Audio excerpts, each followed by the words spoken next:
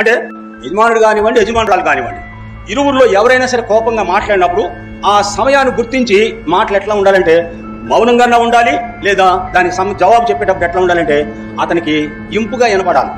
కోపంలో ఉన్నవాడి మాటలకు నీ మాట కూడా కోపంగా వినపడితే వీళ్ళ జరిగేది ఏమిటంటే అక్కడ గొడవ, ఘర్షణ, విడిపోవడమే జరుగుతుంది. ఈ వాక్యాన్ని అనుసరిస్తే వీళ్ళరా నీ మాటలు, నీ సంసారం, నీ యొక్క జీవితం ఎట్లా ఉంటుందంటే సమాధానకరంగా ఉంటుంది. మృదువైన మాట క్రోధమును, నీవు మాట్లాడే మాట ఎదుటివాడి కోపం తగ్గించినప్పుడు తిరిగి మరలా అతడు నీ మీద ఎక్కువగా ఏమాత్రం కూడాను మాట్లాడలేవు. కాబట్టి మూడవదిగా నీ మాటలు ఎట్లా ఉండాలంటే మృదువైనవిగా ఉండాలి. మొదటిది నీ మాటలు ఎట్లా ఉండాలి, కొద్దిగా ఉండాలి. రెండు, నీ మాటలు ఎట్లా ఉండాలంటే సందర్భాన్ని అనుసరించి సమయోచితముగా పలుకుబడిన మాట చిత్రమైన వెండి పళ్ళెములో ఉంచబడిన బంగారు పండ్ల వంటిది. మూడవదిగా మృదువైన మాట క్రోధమును చల్లార్చును, నొప్పించు మాట కోపమును రేపును.